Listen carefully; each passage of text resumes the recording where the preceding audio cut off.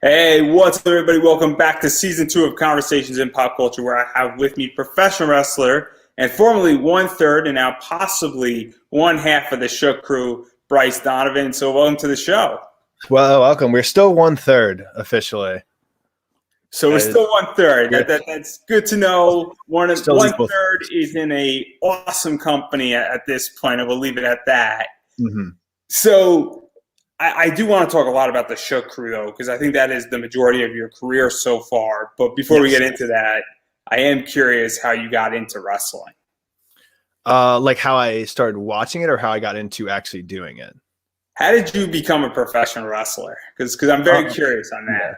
I mean, it's just always something I wanted to do. Like I never in my life thought I wouldn't, kind of. Like it was always just like, oh yeah, like, and then after I go to college, I'll like start wrestling. It was just always like, yeah, I'll do this. I'm interested in this. And then obviously after college, I'll start like wrestling training or whatever. So it was always just kind of expected. And then I was in college on Long Island, and I was like, my plan was always after I finish college, I'll start. But I was doing like really well, and I was like, I can handle all this work. I'll start wrestling now. So it's like 2 years in college, I started wrestling, and there's a bunch of schools. Like New York is like a good spot if you want to learn to be a wrestler. There's a bunch of schools, but I just happened to I was in a YouTube rabbit hole, which I'm sure every wrestling fan can relate to, where you're on YouTube shoot interviews and it recommends another one and you just kind of do that for a few hours. I'm sure everyone has done that, but I ended up on a Kurt Hawkins one where he talked about his school opening. He's like, oh yeah, my school on Long Island. I was like, I didn't even know that he had a school on Long Island or anything like that. So I was like, oh, like that's perfect. Like what better spot to go to? So I looked it up, saw who was training there, like what they were doing. And so I just kind of went. I just went one day. I emailed them. I said, hey, can I come like watch a class? Like, yeah, sure, come watch a class. So I come watch a class. It's cool. Like I was like, wow, I'm like watching wrestling training. This is like what I want to do. Immediately after, just signed up for, they have like pace. I just signed up for the year, like full year, lock it in. And that was it. And I started wrestling training. And it was crazy. Like if you look at the class I watched, which is the first class I sat in and watched, if someone watched it with me, you would have seen MJF training. You would have seen Max Caster training, Bear Bronson training, like Alex Reynolds from Dark Order was there. Like you would have seen all of these guys training. And this was like their first year. I guess Max's probably second year. I think MJF and Bronson were probably in for a little less than a year at that point. So yeah, I just signed up right there and just did it. I think you kind of just have to jump into it. So to even talk about that, because it's kind of one of those things I think sometimes happens where I think there's only two ways people get involved in wrestling training and all that, is that either they get in and they're on the shore and they're swimming out to the middle of I guess, an island, for lack of a better word, or they jump in and they figure out where they're going with it. And I think those are the two methodologies. I really haven't heard any other way they get into it. But what was it like from both the physical side and the mental side? Because there is two sides to wrestling. There is the physical stuff, the move sets, then there's also the mental side of selling, and also even just getting accustomed to the lifestyle, because it is a different lifestyle than other things, and need to be preparing for it, because there are things that when you're on the road, not to take anything away from Limitless, it's a great name for what they've done, but I think it's very accurate where it is a road in wrestling. Yeah.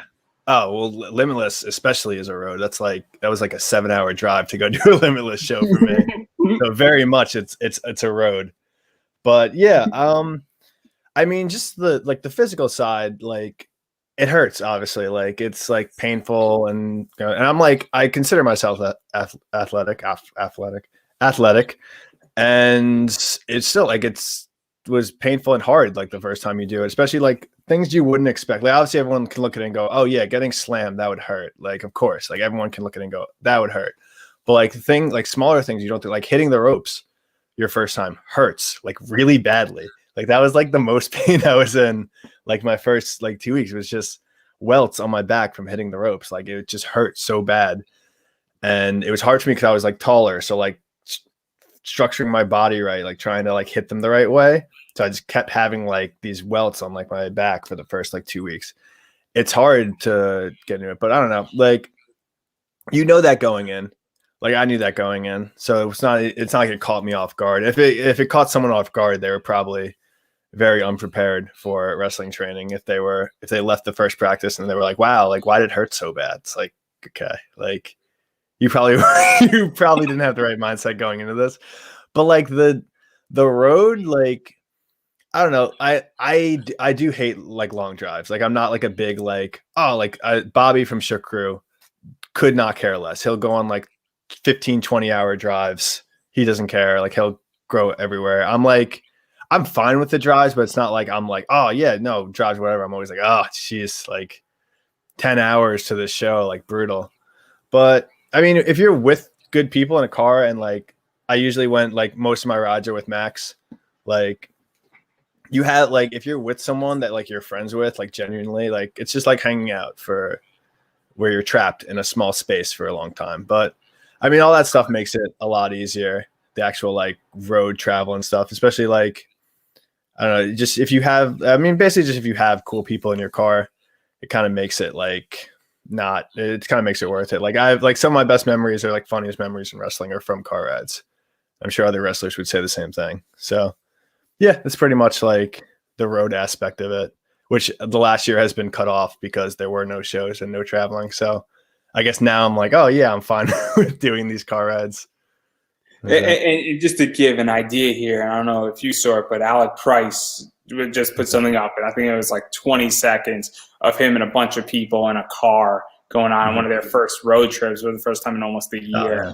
And like he looked super stoked. Probably hype. Yeah, especially him. He's like super new. So like he probably didn't even get to like get acclimated before everything got shut down. And so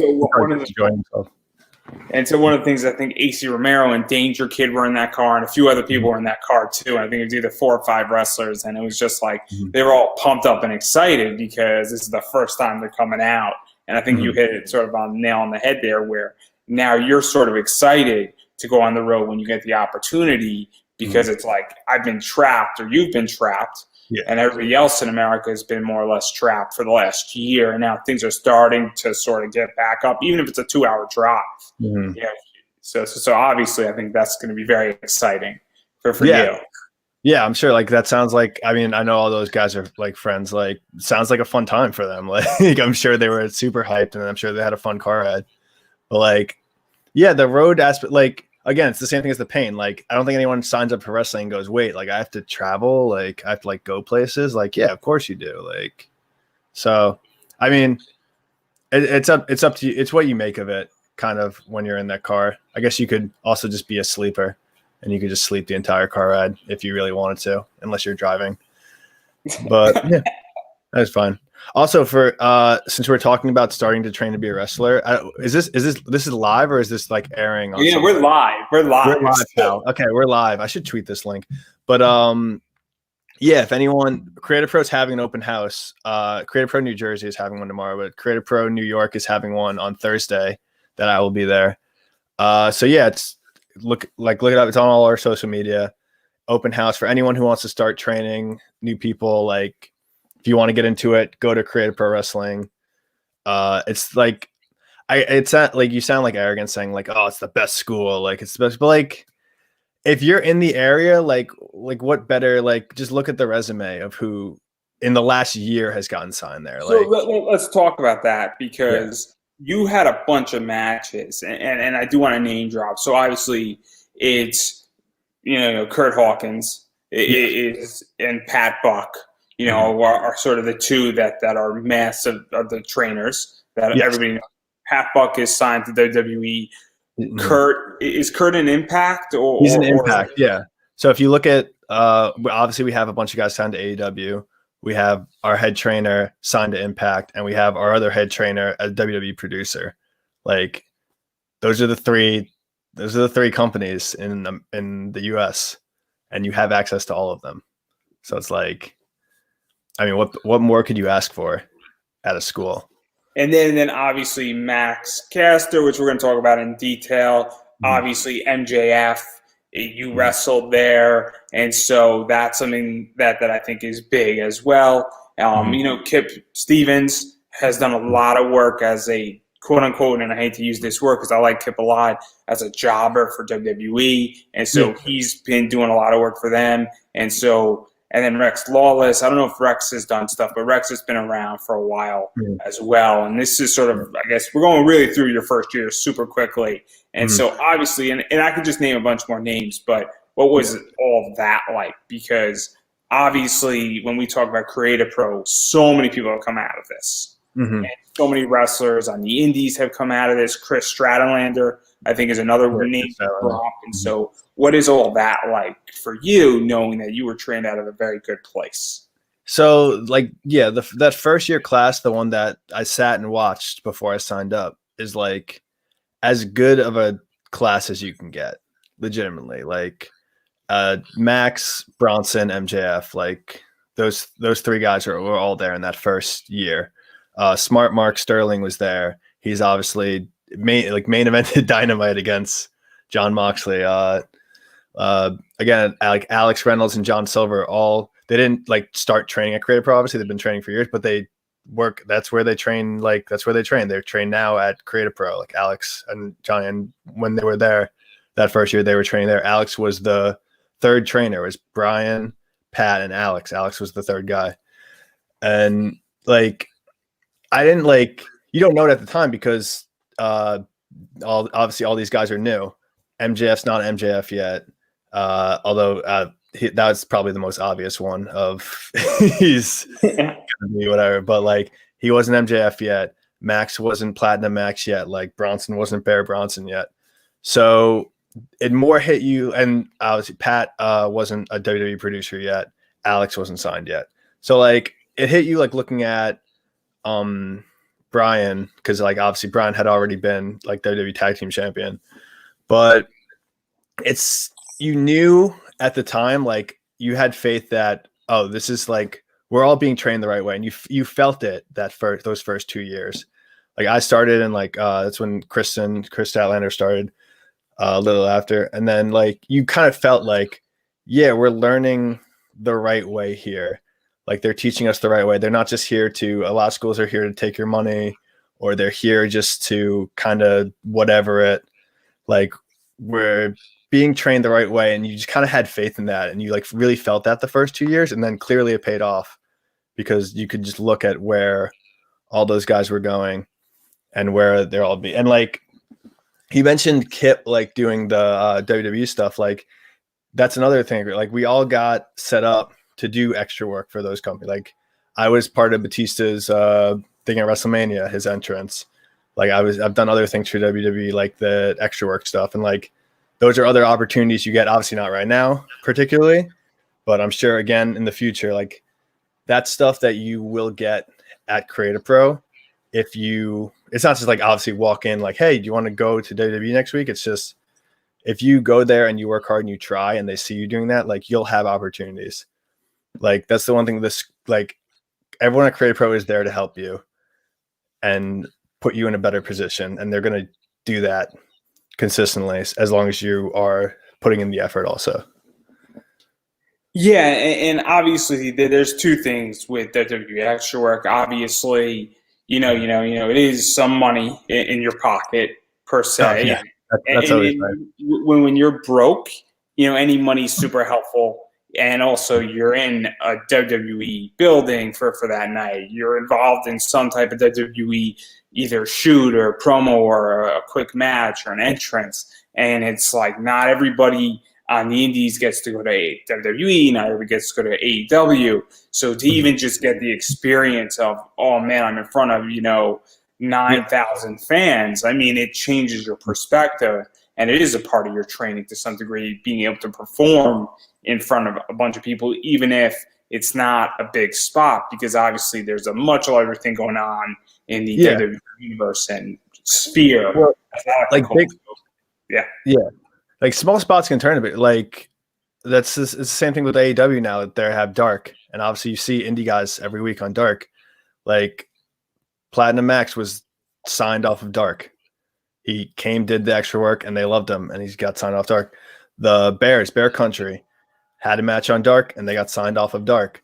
Like these, you're gonna have the opportunity, and it's not like other places you don't have this. Obviously, you do, but I'm saying if you're in the area, you're gonna have these opportunities at Creative Pro. You're gonna have these connections where if you have the talent, if you're putting talent forward, like you don't have to worry of I'll never be able to get my foot in the door anywhere.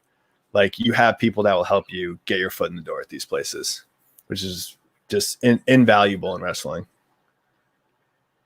Yeah, and I think, Creative Pro also, and if we didn't already allude to it, they pretty much are a school that is a promotion at the same time. And so it's almost, I don't know what it's called, but I view it almost like the school and the promotion are like siblings. And It's the same. Like, it's pretty much the same. Like we run Creative Pro shows, so those are shows for at first when I first started, they were like smaller scale, but then obviously with everyone's name increasing, they became bigger and bigger. Like last year, the last one we did was like our most packed one yet. We did that a year ago before every show got shut down. Like it was our most packed one yet. Like they're like you can train, and then you'll also have opportunities to, like, I'm sure everyone's first match that trained at school was at Creative Pro, especially now. If you watch Cap TV, we were just on IWTV last night. Like there's Cap TV, and then when shows can come back, there'll be Creative Pro shows. So if you're new, like, and you train at Creative Pro, like there's going to be spots for you on those shows and those tapings. Obviously not right away, but like, it's not like you will have access to have like your first match on these stages, which is just great. And what is that like to have Cap TV? And then obviously live shows or even pre-tape shows and being on IWTV, because I'm a big IWTV guy. I think IWTV is great. Obviously, we want to talk about Beyond, and they're on there, and a few other promotions as well. And I just think it makes wrestling more accessible for what it is.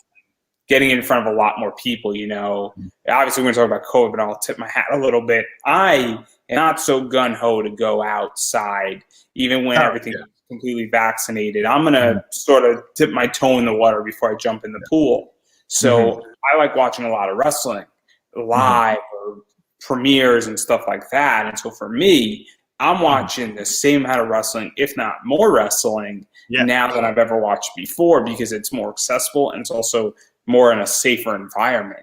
And I think there's going to be an opportunity for more people to actually watch wrestling despite limited attendance. So what is that like? And now that, because let's be real, WWE and AEW and every other promotion is watching indie wrestling because that's where they're pulling from. That's the bullpen. Yeah, of course. Well, like, especially now that, AEW didn't have developmental, but like WWE, obviously you can see from their developmental, which is now such a bigger thing, like they can't really use that developmental the same way they used to, where they're like trying guys out. Like they have to, like the indies has pretty much become like a sort of like scouting, like a developmental for them, where both these companies can look at these guys on IWTV, which the exposure is way bigger than it used to be. They don't have to trade tapes anymore or go send a scout out to a show. Like you just need a subscription, you log on. IWTV is so nice because it's like, there's a fan base just to IWTV itself, where whatever's on, like they'll watch it. Like there's dedicated fans that whatever's on IWTV. Whatever's on IWTV. Oh, there's some new, like that was our first one last night. And we had people like live tweeting Cap TV for the first time. And Cap TV started as a YouTube show that we just did for like, just to have it, like and then it became like the perfect thing when shows shut down, because we obviously couldn't have shows. So what can we have besides these tapings at our school? So it's just like, it was like cool just seeing like people live tweet these matches, which were like great matches. And it sucks that like they weren't able to be on an actual Creative Pro show in front of crowds. But like, it was really cool seeing like, like it's on IWTV. Like people are going to, obviously the Creative Pro friends who already watched it, Cap TV every week on YouTube are going to watch it. But like, there's new people like just live tweeting it for the first time, which we've never had. So what is that like for you? Because obviously I think Beyond was somewhat like that with Uncharted Territory, which we're going to talk about in a little bit.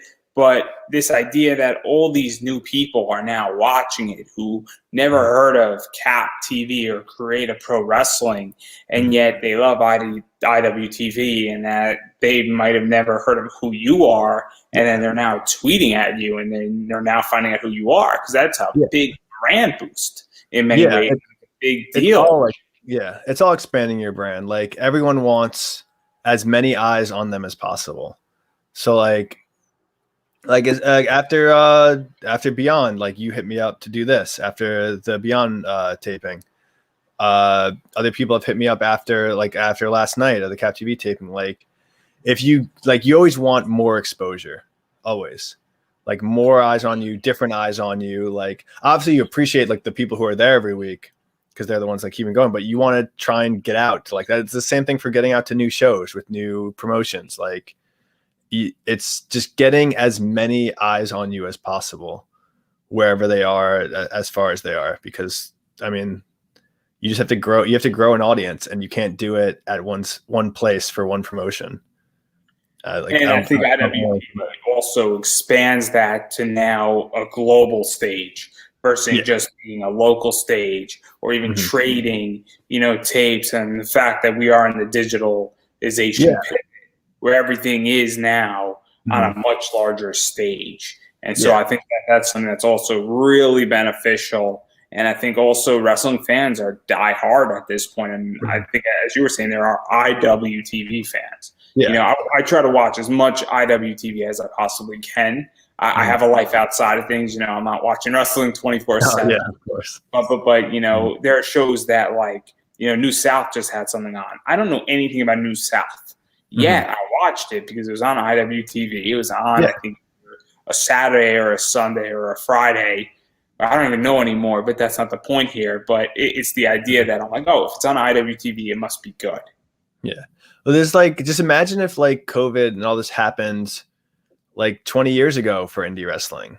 Indie wrestling would be dead. It'd be dead. It'd be nothing.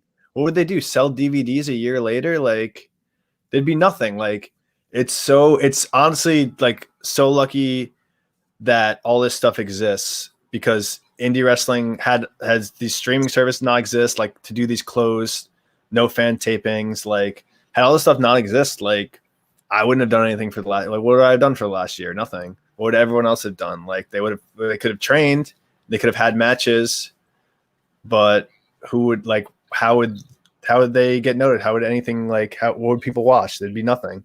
It'd be just, obviously the big companies would still have it, but for indie wrestling, like, so it's great that all of these things existed to kind of carry it over. And obviously, ideally, there'd be fans, but for the position we were in, again, I watched in the studio when for the tag match that aired last night with the Steves versus Phil and Aaron. And I was super into the match. It's a great match. I was super into it. And I just felt bad. I was like, oh man, dude, if that was in front of like a crowd, like, how cool would that have been? But then again, like, it aired on IWTV, and now people who watched it who wouldn't have been there for like a live show, who maybe aren't online, haven't gone to a Creative Pro show, and they can see it for the first time. So it's like, it was sad at first, but then it's like, oh, well, how nice is this? Like, all these new people got to see this match that wouldn't have otherwise. Like, I don't know. It's just, I feel like it was literally like the only time in wrestling's history where indie wrestling could have survived is this last year, when all this stuff was already set up and established.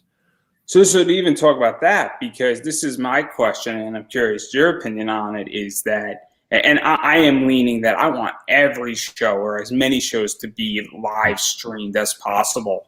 And I don't ever want to go to a non-taped house show ever again. And I don't want it to be, pre-recorded either, because I think that if it can be avoided. And so, do you think that that's sort of the new normal, even when we go back to everything in that? Because we're eventually going to go back to normalcy. But do you think that a lot of this stuff is going to be winding up on just streamed on live IWTV or under a premiere type of heading or something of that nature? Because that, to me, seems the answer. Well, in many ways, regardless of I'd hope, but I don't know. I was always surprised whenever I do an indie show and they weren't taping it. And I know, like, obviously everyone can't have like full setups. Like Creative Pro has GoPro Wrestling come in and they film the whole thing and edit it and everything, or we'll have someone else tape and edit it. But like, I was always surprised when a show wouldn't have like recording or taping of it. It would just be, oh yeah, we're just gonna have the match and that's it.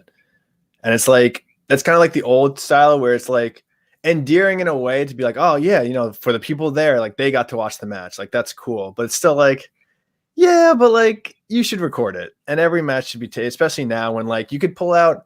I'd rather do just come to ringside, like get if the promoter just got their friend with an iPhone on at ringside and just recorded it. Like I'm like, especially like, how else are you gonna get your promotion to grow than having that, than having these shows out there and growing? Like I know the first few Creative Pro shows we'd have them taped, but like we weren't able to put them anywhere.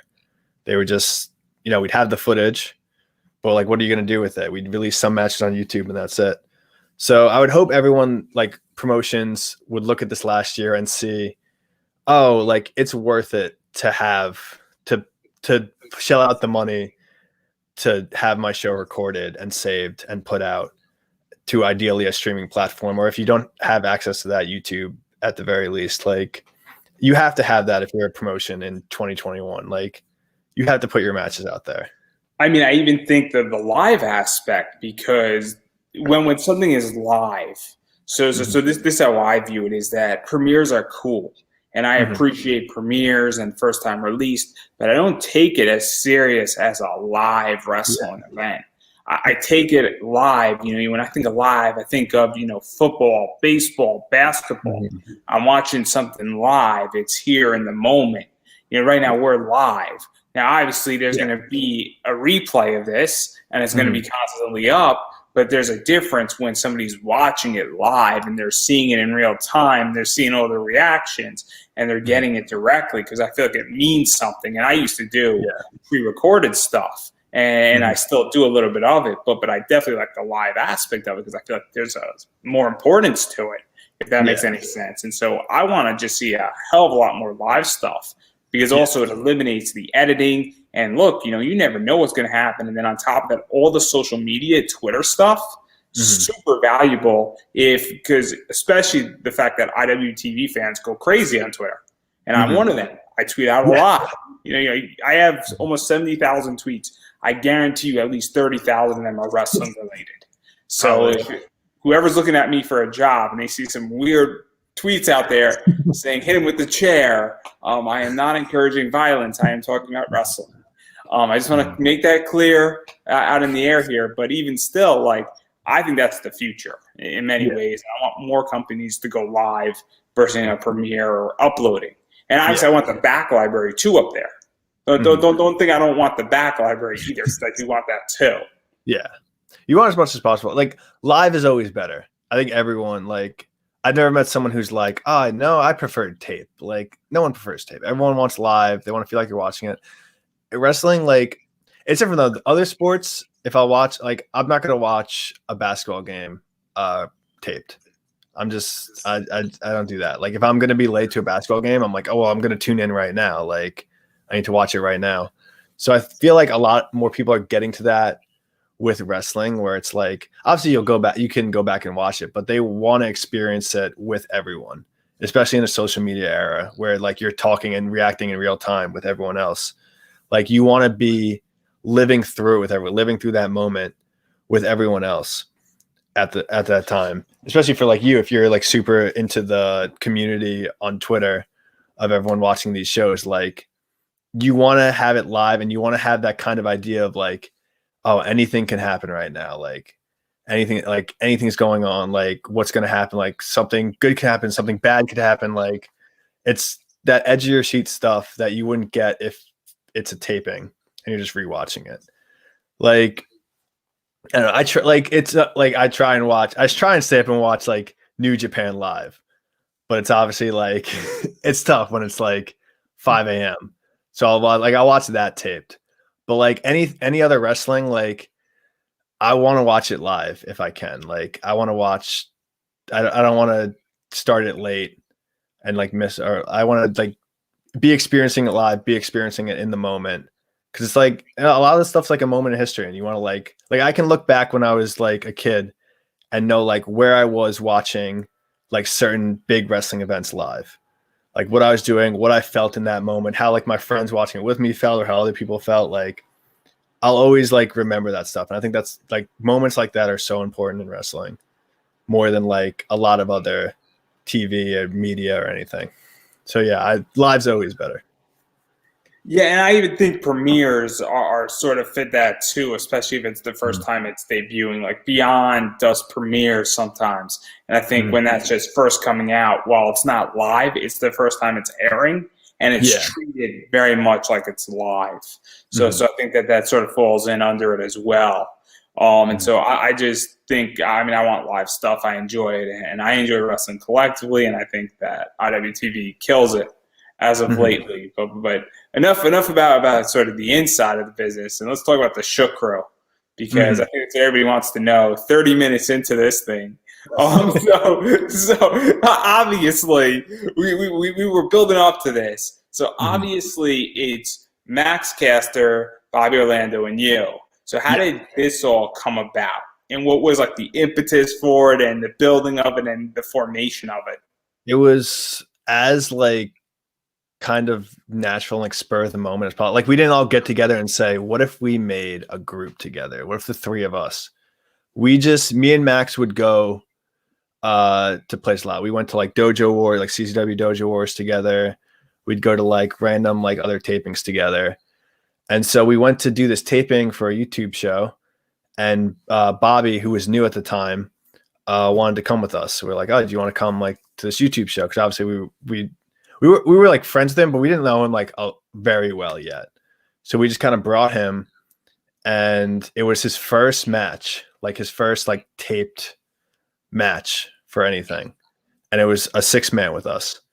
And we kind of just took a picture of the three of us together and just send to our group chat because it was Bobby's first match. We're like, oh look, Bobby's having his first match. And then I just like tweeted it. I was like, oh, I want to tweet this picture of the three of us. Like, and I just tweeted hashtag be shook, which is not something I've ever said before in my life. I never said that, or like, that wasn't something I wouldn't say like shook all the time or anything. I just made that the caption. I was just like, hashtag be shook. And I just made that the caption. And I tell the story a lot because it's like, if I just tweeted literally anything else as the caption for that picture, we'd be a completely different group. Like the only thing shook crew came from was me happening to tweet like be shook for that picture. And then I just tweeted that out, and we just started like we were in a group, like we were still wrestling on cap shows separately. Bobby hadn't even debuted yet. Me and Max were wrestling separately. And we just kind of kept just hanging out, doing that. And then we made the music video, our first music video we did, which was something me and Max wanted to do like a rap for a while, because Max was super into rapping. He'd been making stuff forever, and we always had this idea to do like we wanted to do a Cap cipher at one point, which would have been horrible because I don't know who else at Cap can rap. But we finally like just made this music video with Bobby, and it got like a lot of views like immediately. Like I think if you look at it now, it's on YouTube. It has like 30 something thousand views or something like that. And it just got a lot, and people were really into it. So we're like, oh, like, I mean, that was fun. Like, let's just like not even like do that again. But we're like, oh, let's just do more stuff together. And it kind of just like grew. We're like, then Brian was like, well, hey, do you guys want to wrestle on this? Like, do you want to wrestle together at Cap? Like, do you want to be a group here? And then he put us the next big show we had at the Coliseum. He just put us in the main event in the 6-man. And that was it. And then we just became a group from there. It was like not something planned or talked about. It was just kind of me and Max were friends, and then Bobby was with us, and it just kind of organically grew into we became a rap group, which we didn't. So to even talk about that, because it seems very much, and this also is a common, I think, thread in wrestling, is that sometimes you throw spaghetti at a wall and you see what sticks. Mm-hmm. And it seems very much just like that, where obviously all three of you were gelling. You made something. Obviously, you did very well on YouTube.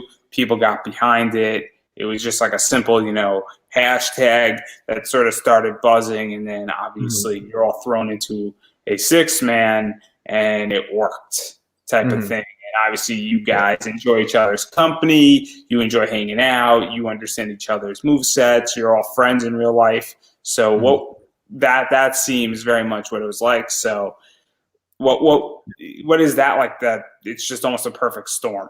Yeah, I mean, it was literally like throwing spaghetti at the wall, because if you watch the first music video, it is such an absurdly shot. We are dressed like just whatever we had, like whatever stuff we had at the time. Bobby's in a romper, I'm in like whatever. Like, it was just really just having fun and like doing whatever we had with us. And then it kind of like, you lock it down more as it goes, where it's like, oh, well, let's do this, let's do this. But at first it was really just throwing everything at a wall and just whatever we wanted to do. And we had no limit or filter on what we wanted to do. It was just kind of us just really just doing what we want. We just had the freedom to just do what we want and just experiment and try stuff out, which is so important early in wrestling. And then over the next few years, we kind of like found more what it was and more what each of us were individually and what we wanted. So yeah, it was just like just having that freedom to experiment. And again, this is another thing of like indie wrestlers 10 years ago or 20 years ago didn't have access to this stuff. They couldn't make a YouTube video like this or just try this stuff or have the freedom to do it. So it's just so nice now that we had that freedom and that outlet. I also think social media has changed the game, because now with social media, you can do a lot more stuff. Obviously, we connected on social media, which 5 years ago, social media existed, but it didn't exist to the degree it exists today. 10 years ago, forget about it. Facebook was still a baby. It's that type of thing where now social media is a massive part of indie wrestling. It's a massive part of wrestling collectively. It's a massive part of everybody's life. So I think that's changed it. And also I think that you also, as the Shukro, were working with the Breakfast Club at this point. And the two groups had massive feuds. And so for those who don't know, the Breakfast Club is made up of CPA, Baby Girl, maybe not. Hero to the community. And obviously Kip Stevens. And so obviously, and you two as groups just went to war with each other. I think you had like 4 or 5 matches. You went for the tag team titles. And I think, you beat them with Max. And then obviously the Freebird rule was in effect with Bobby. We all love the Freebird rules. Very, very important rule to us, the Freebird rules. It was great. And so what was that entire rivalry like? Because obviously multiple matches, people from Cap, obviously really important. Different experiences were all around, and obviously it worked in many ways. And then you got the Freebird rule in play, and a lot of cool stuff going on. So what was that entire situation like for you?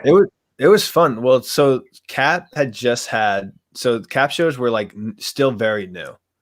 Like Cap shows started with just wrestling shows, no wrestling shows. Then there was the Cap champion, who Max Caster was the first Cap champion. He beat Alex Reynolds in the tournament. So he's the first Cap champion. And then they added the Cap tag team championships, which the first champs were VSK and Dorian Graves Massage Force, Massage Envy at the time. They lost to who they actually beat the team of MJF and Bear Bronson, which is funny. So they beat them. Then Breakfast Club beats them. So the tag titles were still this very new thing, where it was like, they're a title, but there's not really a lineage to it yet or anything. It's just kind of Massage Envy won it, and now the Breakfast Club had it. So there hadn't even been like a legit feud over these titles. So it was just fun. Like, it was the first time there was like a long like feud over these tag team titles, like to try and like get them going as like a thing. And we were like the new team, and Breakfast Club, they'd been teaming for a little bit.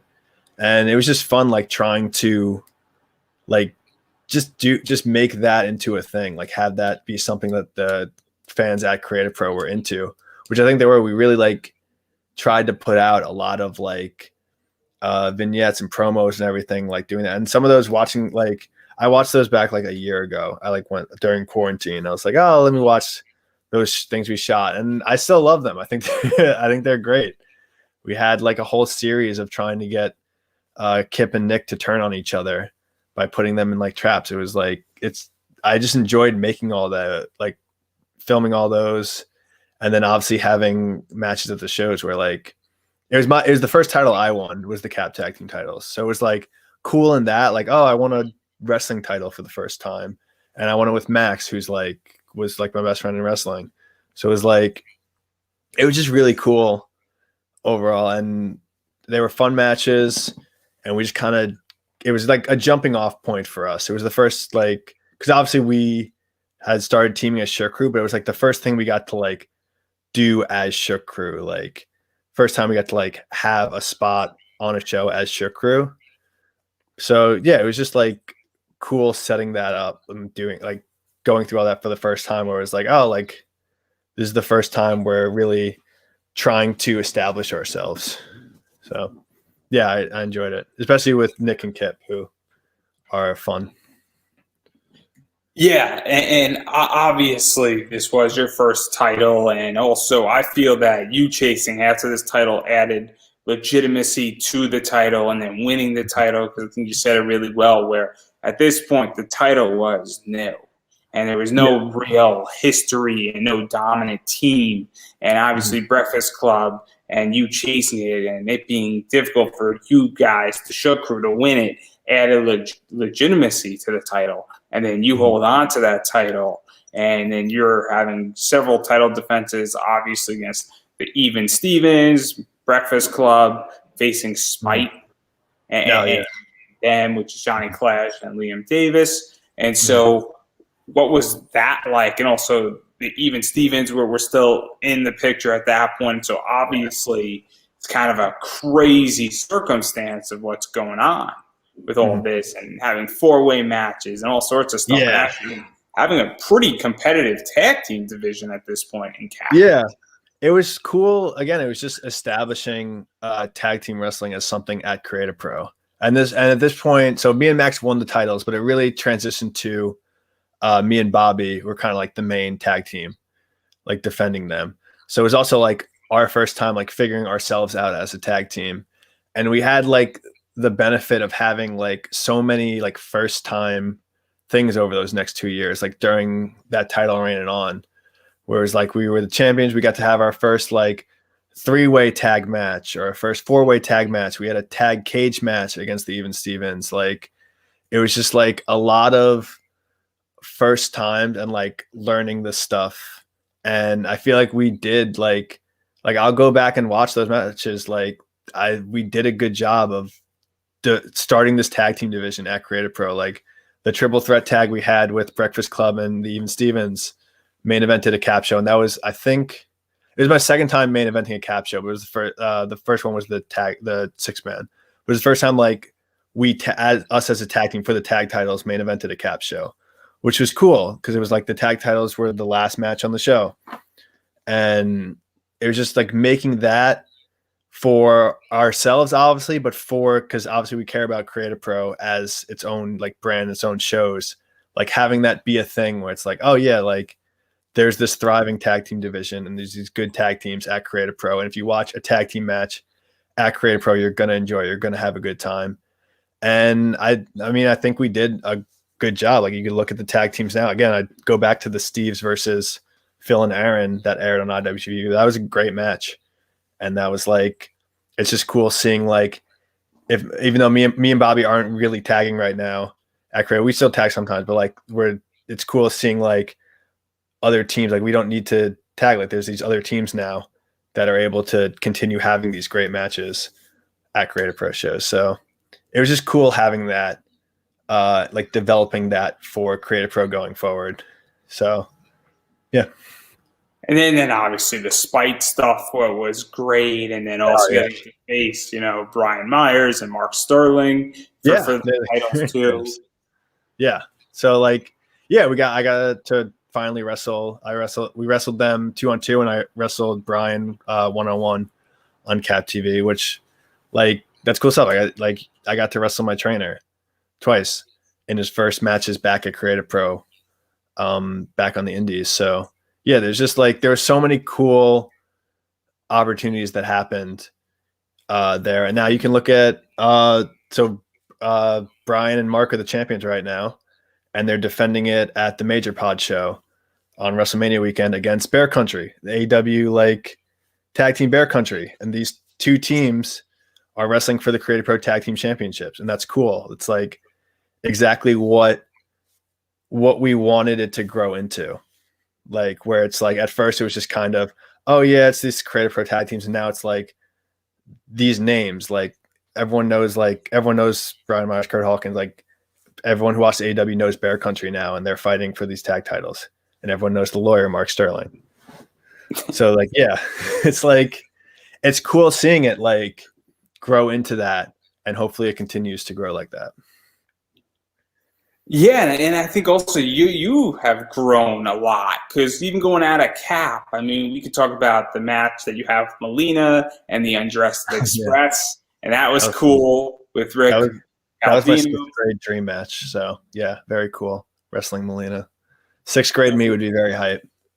And so that was cool, and I love Melina, and I still love Melina, and I think Melina is great. She's like really good. Yeah, like I feel like a lot of like underrated. I was like talking to her about like I feel like a lot of people kind of like write like people like her, like I feel like divas from that era get as much as like it's cool how women's wrestling's like grown now, but like I feel like a lot of people like just kind of write off like, oh yeah, weren't they so bad back then? And it's like you could talk to Melina, she's really smart. Like she really knows like how to get like a reaction from the crowd. Like she really knows what she's doing. And I really respect her as like, I've talked to her about like matches that I've had. Like I really respect her opinion. And I think she is like really underrated and really good and doesn't get enough respect for that. I think this is my view on her, is that I think that during that time she was arguably more at the top of the list versus the bottom of the list as far as talent. But I also think that she was put into a box with every other woman from the diva era of wrestling. That is just unfortunate, where there was only so much she could do. And she had some great matches, and she is beyond flexible. And those splits are not, BS. I mean, that is some serious flexibility. Yeah. So I'm just saying on that point. So that's all I'm going to say. But speaking about other stuff, you have to also invade WSU with. We did do that, didn't we? I forgot about that one. And let me explain. So obviously Penelope Ford was supposed to be there. She was replaced by Bobby Ocean, and then Maria Manic was apparently Bobby Ocean's new partner, or Bobby Ocean was Maria Manic's new partner. And obviously you're now in WSU, and everybody knows WSU tends to be a women's promotion. So what was that like? And Maria Manic is a beast. Yeah, they hit us up for it. We were doing CZW at the time, and obviously it was like the sister promotion to CZW, and they hit us up to do this match, and we're like, are you sure? Like I don't know if you noticed, but you're running a women's promotion, and it's only a little minor detail. It's a minor detail, right? I personally, I'm not a woman. I'm not. Like Bobby is not either. But I mean, that's what they wanted. And we wrestled Maria Manic. I had fun with the match. I enjoyed wrestling for WSU. It was a one-off. It was the only time we wrestled for them. But I don't know. I guess that's an interesting thing. We reverse broke the glass ceiling. Like we jumped down through the glass ceiling, I guess, and invaded the other. I'm sure a lot of women's wrestlers can look proudly on the time, like, oh, I was the first woman to do this on this men's show, or the first women's cage match, or first women's whatever. And we were like, yeah, we were the men that were at WSU, for better or worse. But I had fun with the match, so I'm glad it happened. Everyone was super nice to us, despite the circumstances. So, yeah, I mean, I don't regret it at all. I had a fun time. it was a trying time, and you persevered throughout the entire situation. You made Oh yeah. many sacrifices in the Yeah. match. I could tell to be there and to paratroop Yeah. in through the Oh, glass ceiling. no, yes, it was very, very brave. And Maria is very scary. She definitely can throw me around. She's a large individual. Very large. She's very scary, and I don't know her, and I am very scared of her in many, many ways. I'm just You going to should leave be. it at that. Hopefully. Having talking about this, obviously, since you mentioned CCW, let's talk about that Chris Stradlander, Brandon Kirk, DJ Hyde, and Mhm. Casey Cattell match, which I think wrestled Yeah. them twice, and then Young, Dumb, and Baroque, which is Charlie Mhm. Tiger, Ellis Taylor, and Jordan Oliver, also on a separate occasion. And this was a pretty intense, crazy match. And Casey Yeah. spoke about it. Oh, did she? What? Wait, Casey spoke about this match? Which match? To some degree, a long time ago. The Young Dumb Broke match? Things about this match that happened, because I have a feeling it was rather violent. Is a good way to put it. So the first one we had was the 6-man, where me, Kristen, Bobby against the 3 of them, and it was supposed to be me, Bobby, and Max, but we're far enough removed now that I can probably just say this. Max had a WWE tryout that weekend, so he couldn't do the show. So there goes my job tomorrow to them. But anyhow, continue. Yeah. So it was Kristen replaced her, and it was our first CZW match at Asbury Park. Is like one of the coolest venues in wrestling. It really is like a sweet setup. So it was the first time we wrestled for CZW, and it was like kind of I guess not the culmination because Max wasn't there, but like we had been shooting, and this was like early Shukro, like we've been shooting these like Invade CCW videos, which were us really going for like this invasion, like going for making this into a thing ourselves and like committing to it, editing it ourselves, like coming up with the ideas ourselves and shooting it. And we were very much not liked by CZW fans at all when we came out there, like very angry, a lot of vitriol there. They said very mean things to me when I was on the floor hurt. So, I mean, it was just a cool atmosphere for us because that's like what we wanted. We wanted to legitimately have every CZW fan despise us, and we tried our best to do that, and that was cool. And then the Young Dumb Broke match, which those guys are all really good. They were all Jordan had been around for longer, but the rest of them were like newer. I think DJ got in like a car accident that morning or some shit. DJ like had a car accident or something, so he didn't get there until like right before. But I mean, that match was a cluster, and then whatever. Wait, which one did Casey speak about? Did she speak about that one or the first one?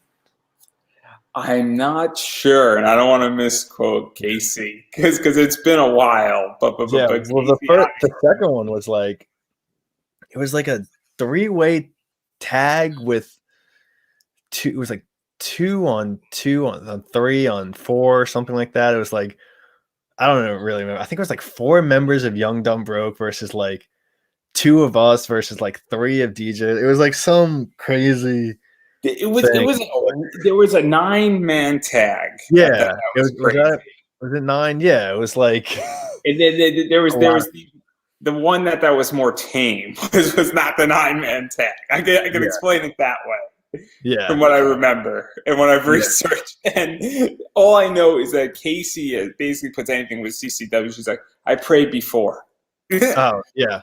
Well, I was lucky enough that I didn't get murdered at any point during this. I know Kristen got psycho drivered through a chair by Brandon at that first one, which was nasty looking at the time, like very scary. I was luckily okay. She was luckily okay. Bobby, as much as he tries to not be okay, he was also okay. So we survived, and then we went to Tournament of Death. And Bobby was trying to get into Tournament of Death. He wanted to be in Tournament of Death, and they didn't let him in Tournament of Death. So then we show up at Tournament of Death, and he gets light tubes and splashed onto a barbed wire chair. And I was lucky to not get hit with any of those things. So I survived the tournament of death. Bobby won because he didn't die. So he technically won the tournament of death, which we're very proud of him to this day. So yeah, CZW was like fun and also like super scary because I don't want to do that. I don't want to get hit with a light tube. I'm sorry. What is that like? Because some people love deathmatch wrestling and others don't. It seems that Bobby likes it, and it seems like you don't. And look, some people are into it. Yeah, whatever you're into, getting carved with a light tube does not seem like a fun activity. Not me, man. It's not my cup of tea. Not my cup of tea. That one. It's like, I mean, I never grew up that into like deathmatch wrestling. Like a lot of people grew up like watching these videos on YouTube. I was never like that into that. So I feel like that's part of it. If you had just been grown up into it, but like Bobby's into all that stuff. So he was all about like, yeah, let's do this hardcore thing, whatever. I'm more like, I'm fine with hardcore matches. I don't want to get carved with a light tube. I just don't personally. Not saying I will never get carved with a light tube or anything like that, but if I could hide somewhere under a blanket or something while it happens and avoid it, I will do that. So people can say that's soft. I don't care. I'm still gonna hide. I'm gonna run away. I'll hide behind Bobby, and he can do it if he wants, but not my thing. Although I'll probably get sucked into it at some point, as everyone does. But what I like about CCW, and I don't know everything with CCW. I'm not a big CCW fan per se, just because it just never came across my desk. And when they got onto IWTV, they had all their shit. Ask Lufisto, 45 minutes shooting on them on this show. Kid you not, 45 minutes straight up shooting on them. Amazing interview. Makes me love Lufisto to death, which might not be technically an appropriate thing to say, considering that Lufisto is one of the best death wrestlers ever, and she's crazy. She's amazing. I love Lufisto.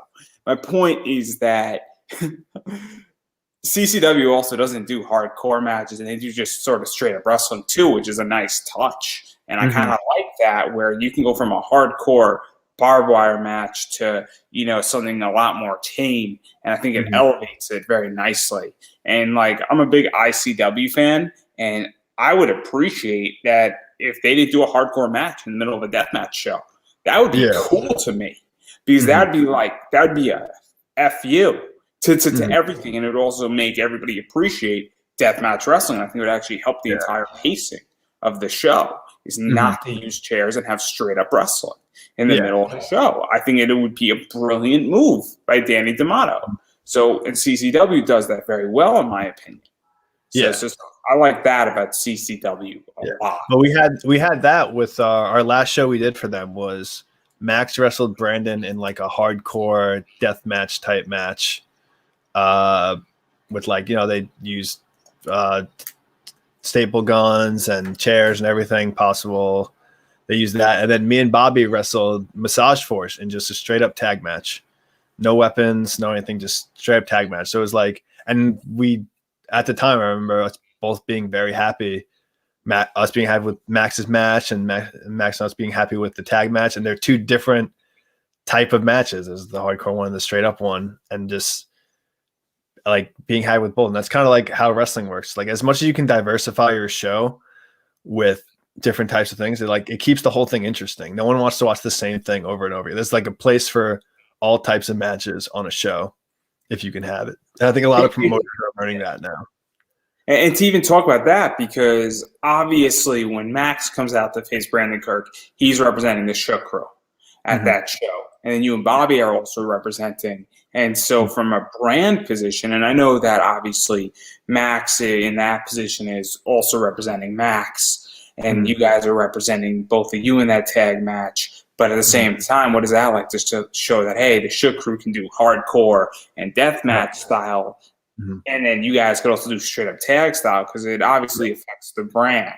And I know that's sort of inside business a little bit, but it is important to show that a little bit. I mean, with the best thing about Shukro, and we've always said this, was that like there's no like real I mean, we all have our individual stuff, but it all serves the brand as a whole. Like Max's success is my success. Like my success is Bobby's success. Bobby's is Max's. Like we are a unit, like completely.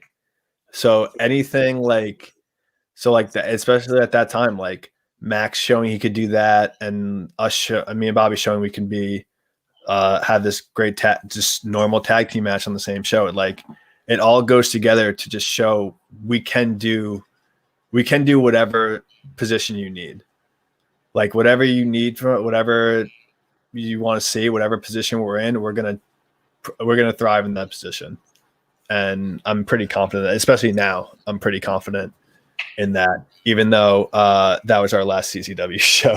But either way, I think we proved that night, because I still, especially for where we were at the time, I think those were both like good matches for where we were, and now it would be even better.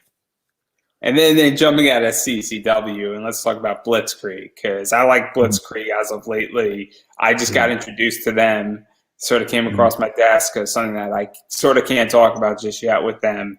Let's give you an idea. Is it a secret? I think I know what it is. Whatever, continue. I'm pretty sure I could talk about it. I just don't want to, because I don't want to get in trouble. And I also want it to be somewhat of a surprise, because the person that's involving doesn't know yet either. But then anyhow, that should give enough clues of what we're talking about here. But obviously you faced a bunch of interesting teams here. So and you faced the Battery or Batari. Batiri. I give up. Don't feel bad. I didn't know how to pronounce it either at first. It's Batiri. It's Harlow's team. It's Harlow O'Hara's team, pretty much, right? Yeah, face paint. And then also in them is the House of Hardcore, which was Shazza McKenzie and Tommy Dreamer, which is the more important team in this entire circumstance. So obviously, and is the House of Hardcore, and you were with Max on this team. So what was that like? That was, that was cool. Like Tommy Dreamer, everyone knows who Tommy Dreamer is. I don't think you're like everyone. If you know ECW, obviously you know Tommy Dreamer. It was cool wrestling, and Shaz is cool too. She was on my show too. Oh, was she? Yeah, Shaz is great, and it was just like fun wrestling, especially our trainer Brian loves Tommy Dreamer, because he's huge in ECW, so he loves Tommy Dreamer. So we kind of it was just cool having anytime you can wrestle a name guy or an old guy, it's an older guy from back in the day, or a guy who has done so much, who still has it. And he's still because the genius never goes away, and Tommy Dreamer is probably a legit genius. He knows everything to do. Everything he has to do, everything other people have to do. He can make the match as he can make what you watch as good as it can possibly be. So it was cool having him there and getting to talk to him after, and just having him talk about you and what he sees in you, what can help you in your career.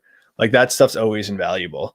And it's and Blitzkrieg actually has had, it's funny because the two experience I've had with that at Blitzkrieg was Tommy Dreamer telling me what he thought, and then Raven, his arch enemy at a different show, telling me what he thought. So literally at Blitzkrieg I had Tommy Dreamer and Raven at separate shows give me their opinions. So it's that stuff's cool. That's always good to get as much knowledge from those guys as possible, because you're not going to be able to we're lucky at CAP where we have Brian there, and Brian will bring in other people will show up at CAP sometimes to give their opinion, Brian's friends, other name guys. But anytime you can get it, especially if they're watching you work, it's just, you definitely want to hear from them if they want it, especially if they're I want to watch, I want to talk to you about it after, or I want to talk to you about it now. That's always great. So I appreciate that. And then also the other team I want to talk about in the other match is the East Coast Bastard Crew, which was Jeremy Leary and Logan Black. And obviously Jeremy Leary in the last 2 years is killing it. Logan is always good. And Logan, I think, is one of the unsung heroes on the indies in many ways because that guy is super consistent. And then also DL Hurst is another good name to drop. As well. I love DL. And Travis DL. Huckabeen's been around forever too at this point. Mm-hmm. I mean, yeah, the group at Bliss Creek is fun. Like, you're gonna have like a fun time wrestling there, and it's great now. I mean, like, spoiler alert for the next Blitzkrieg show. There's a lot of cat people on it, but like, it's fun obviously having like all the people from Creative Pro like on the show. But it's just like nice. I mean, it's a great group. Like, it's a great locker room. It's fun.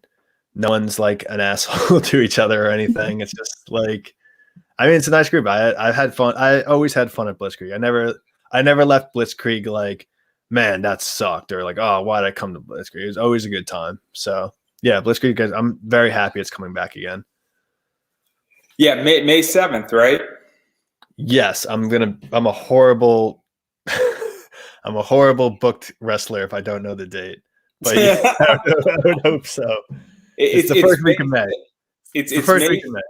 Yeah. It's May 7th. It's like 20 miles away from Hartford, I think, because I now live in Connecticut, and I have no desire to go to that show because I am not fully vaccinated yet, and I am not stepping into the entire pool. I have to dick insider. This is my vaccination card. You can't see it on the thing. I'm not eligible yet for it. It's not that I'm anti-vaccination. I am legit eligible. It's a problem. It's a legitimate problem. Yeah, well, the initial role, I was like scheduling mine. I got into it because I do teaching, so I was I think like the second group let in after the first wave, and even scheduling that was like such a hassle at first. Like, so I'm happy now it's getting more on track, but yeah. Just to give an example here, my parents who are older just got their first shot like a week and a half ago. Same. My mom just got hers. Yeah. And I'm 28. I don't know how old you are, but obviously my parents are significantly older than 28. So obviously it's going to take a little bit of time. So it's not. I want to clear the air. I'm not anti-vaccination. It's legitimately I am not eligible. Yes.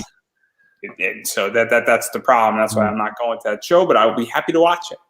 Yeah. Whenever it comes out. I'm pretty sure it's being released. I would hope I think they usually release on IWTV. I'm pretty sure. So. Yeah, I'm very excited for that. Mm-hmm. There's a lot of cool stuff on that show. So a lot of cool people are going to be on that show too. Yeah.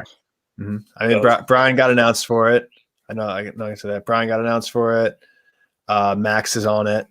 It's one of Max's indie dates. So like, yeah, if you go to that Blitzkrieg show or if you watch the Blitzkrieg show live, you're going to see some great wrestlers on it.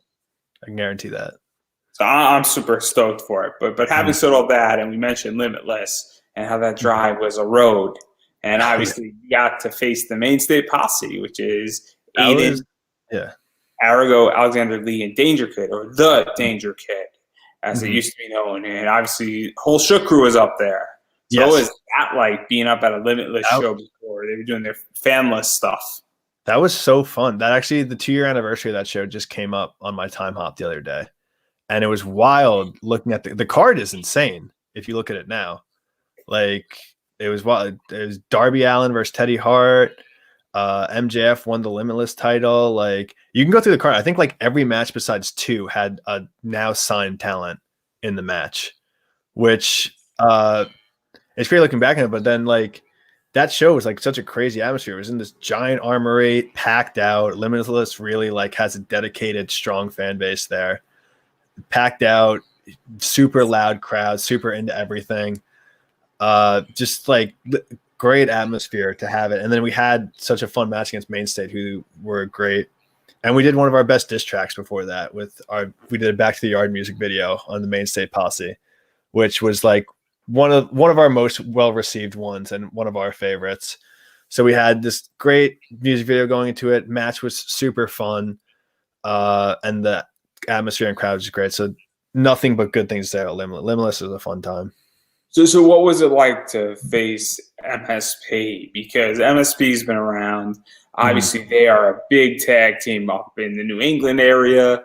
And so obviously it's a little bit not to sound, cliche, but that's outside of your territory per se, where you wrestle, but to come in and get one of the people in that territory, one of the main tag teams that has a lot of respect and a lot of, fan base, and to go into their home and sort of challenge them and their promotion.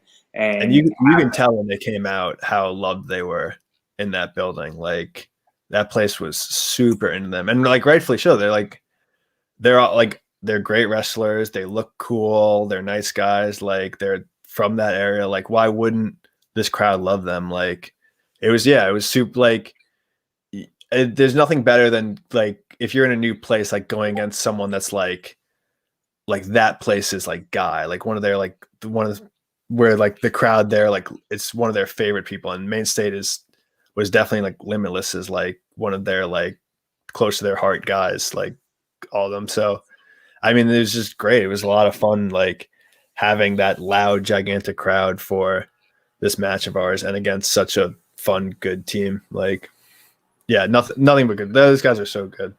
I love both of them. And now they have even cooler gear. You see these pictures they're taking?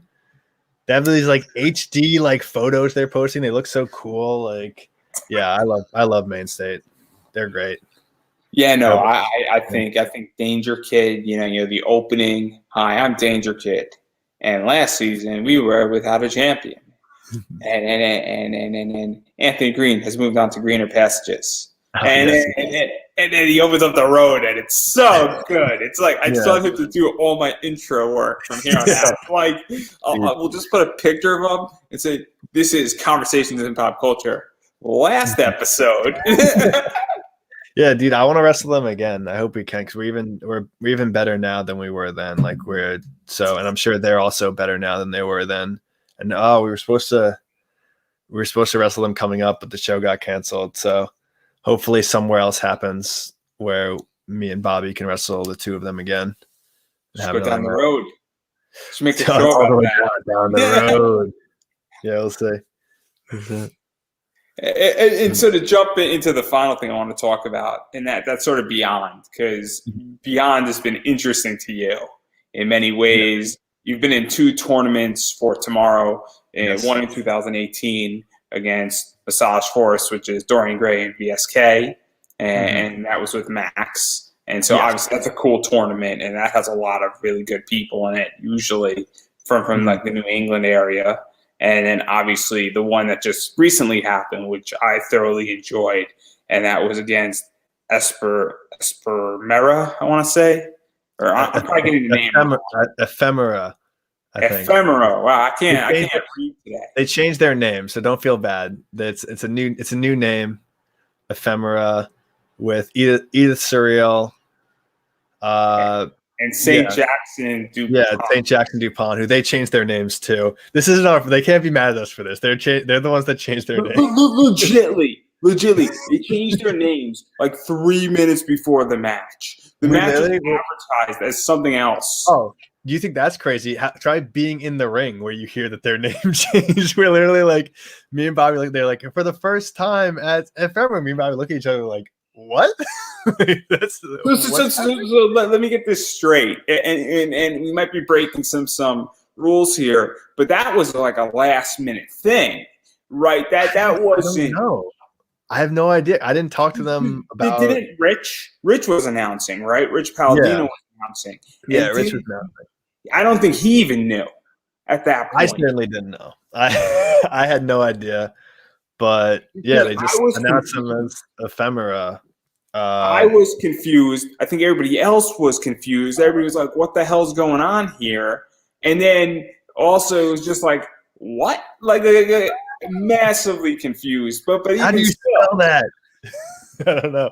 I don't know. Like, I didn't talk to them before about it. I didn't talk to them after about it. It's kind of like, I mean, it's your name, I guess, if that's what you want. If you want to rebrand and have that, like, it's better to just rip the Band-Aid off and do it, I guess, and just have the switch, especially like the name was Still Life with Apricots and Pears, and then changed to Ephemera. So I guess it's easier to say, despite all that. So yeah, I don't know. I guess I get that same probably the same thing as we were saying about Shukro, like just having the freedom just to one day say, you know what, like I'm changing the name, changing our tag team name. Like it's all going to be new, where we have this new vision. And I know that those two are very like visionary based people. So they're like really like care about that kind of aspect of it. So it's probably just something they decided. I don't know. I certainly didn't decide. And so what was that like, though, having that match? Because obviously, formerly known as Abercrombie Still Up in Pairs, became Edith Surreal, and Edith Surreal is killing it. I think that's safe to say on the Indies. And she's awesome in many ways, and she's going to be one of the breakout superstars of 2021. And St. Jackson DuPont. I saw a tweet that said she was Bryan Danielson level. I was like, wow, people really love her. It was like Edith Surreal is Daniel Bryan level good. And I was like, wow, they love it because you invoke Daniel Bryan. Like, wow. Yeah, they're clearly.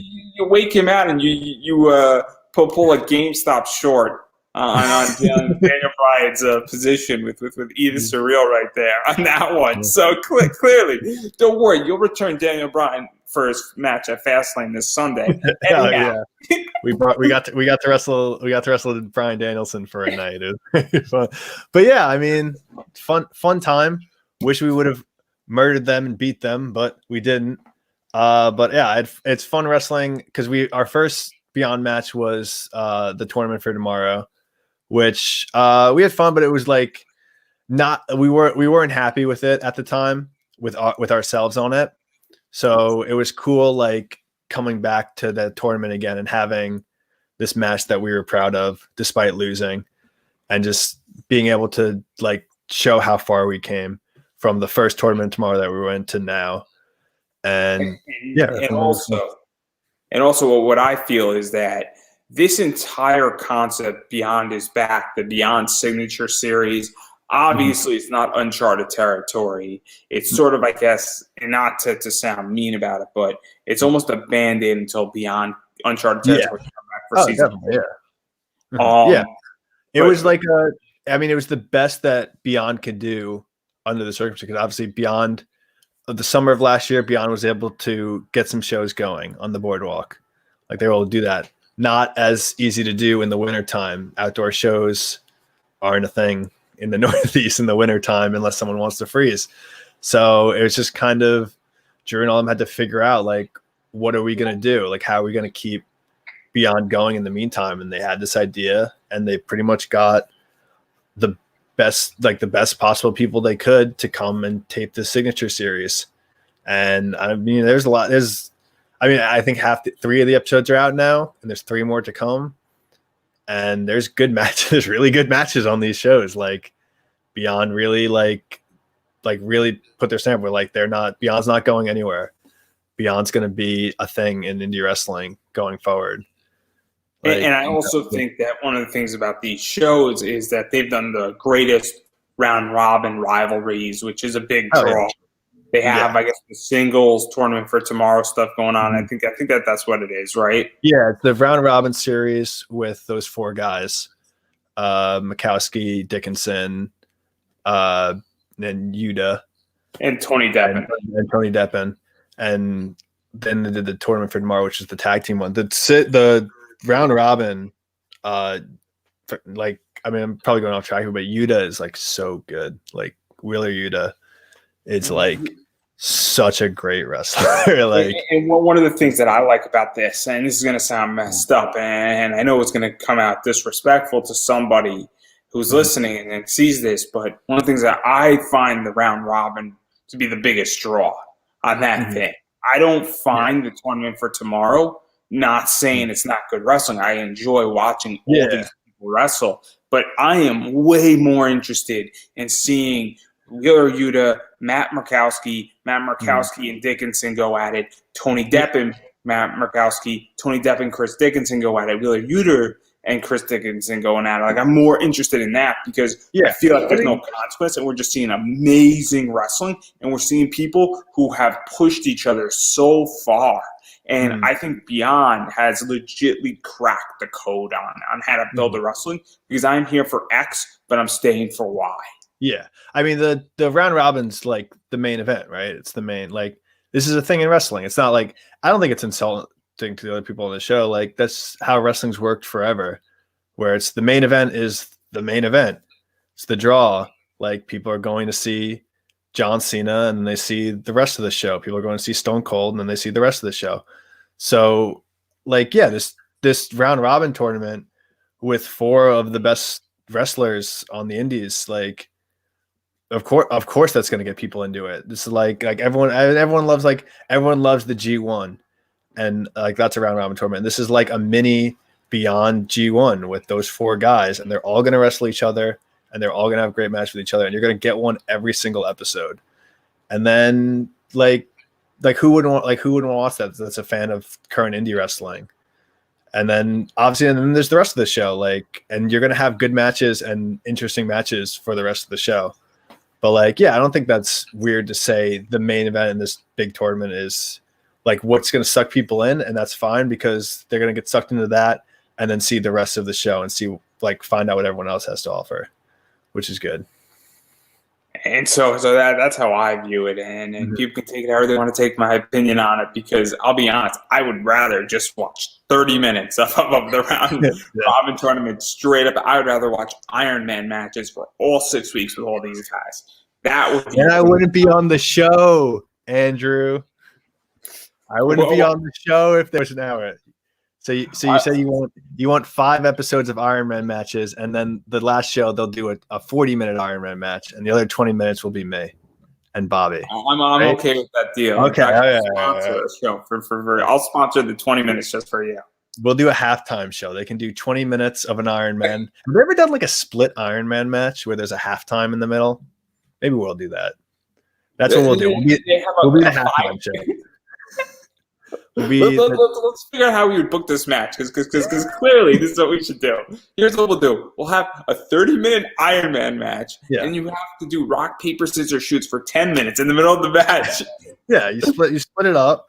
It's like halftime. As scores carry over, and then you do the neck, everyone chills. I know they did that for the Kenny Omega Okada 2 out of 3 falls. They had like breaks. They had like a 5-minute break between each of the falls.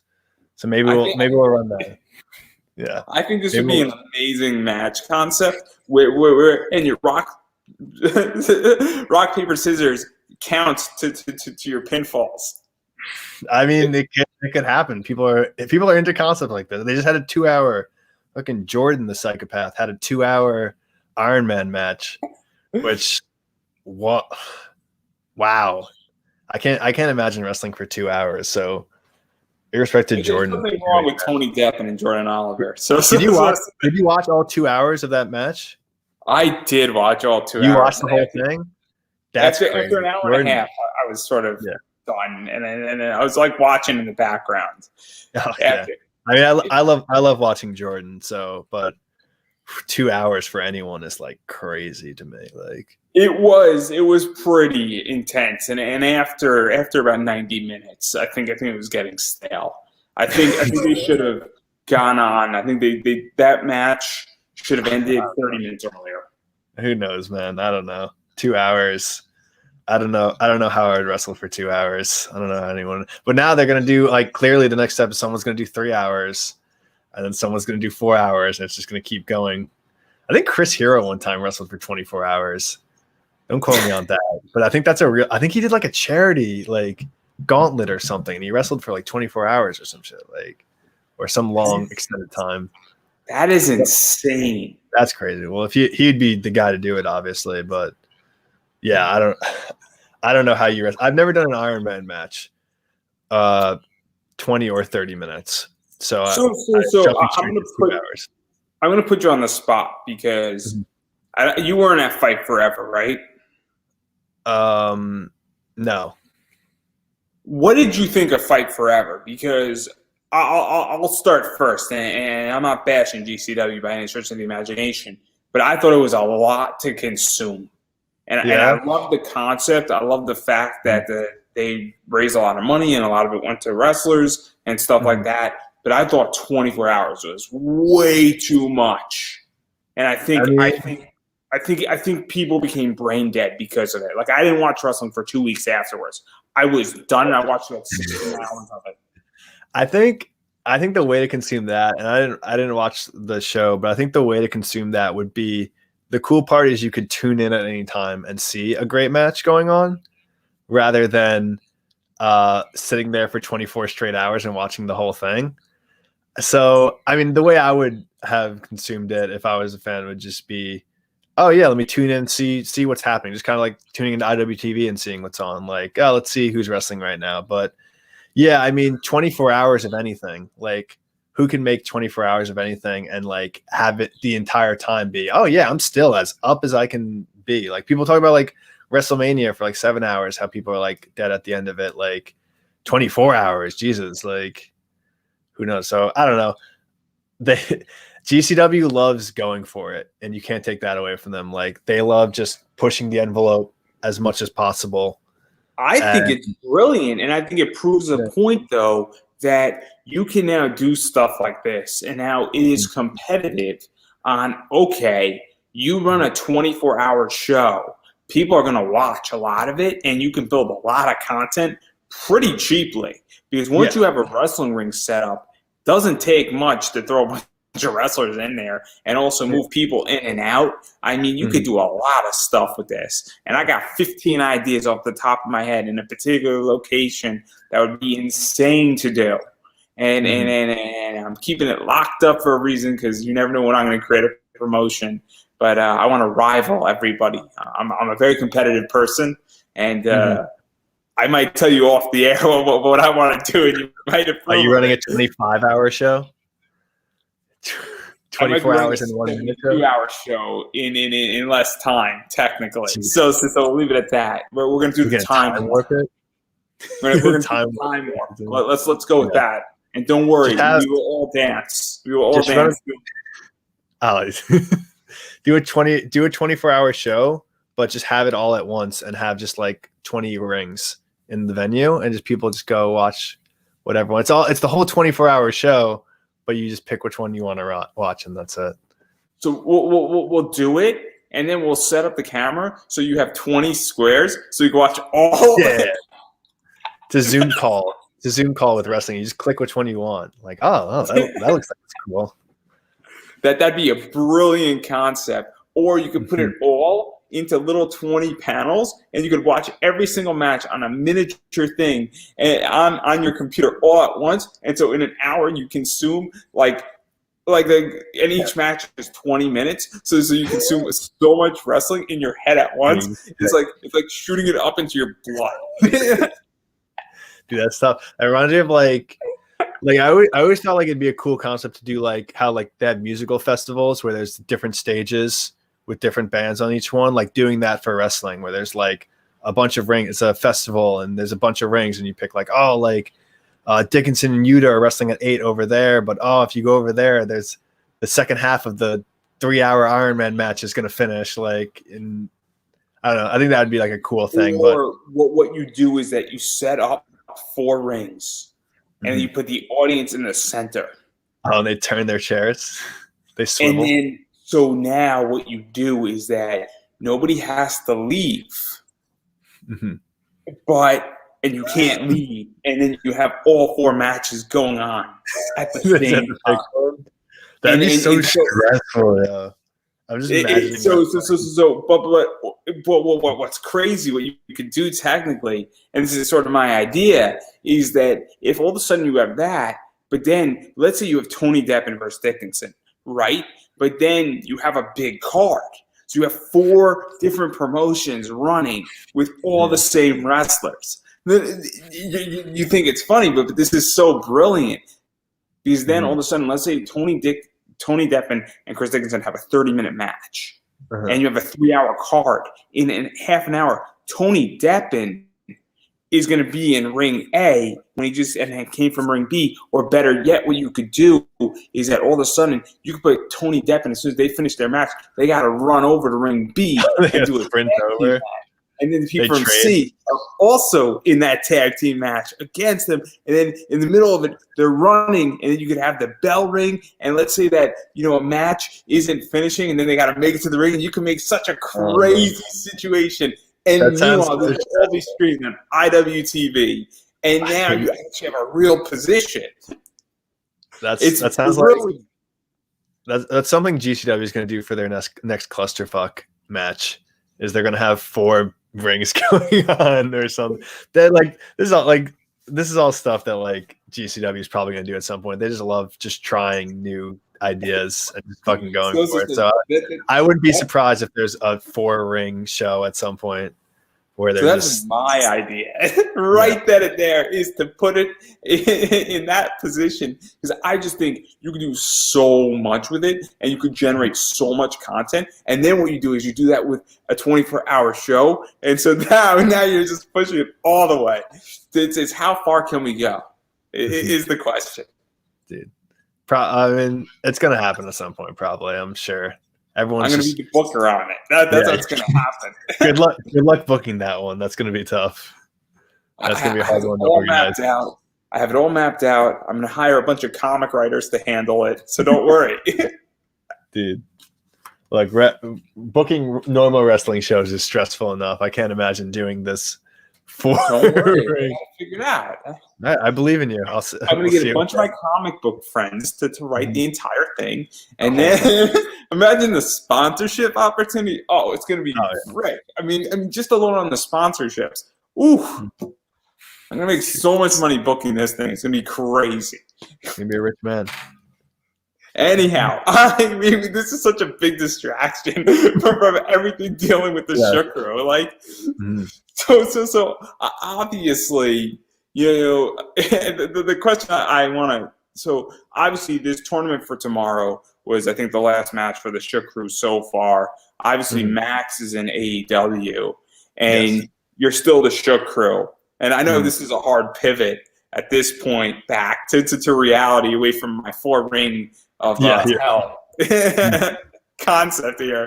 Oh man, and we're going to be tweeting GCW this clip because I know they're going to take it. Clearly, I deserve credit for it, or at least I deserve a seat in the pit. And don't worry, we're going to put an octagon around the pit. So anyhow, what we need safety. I mean, what type of sadist do you think I am? Anyhow.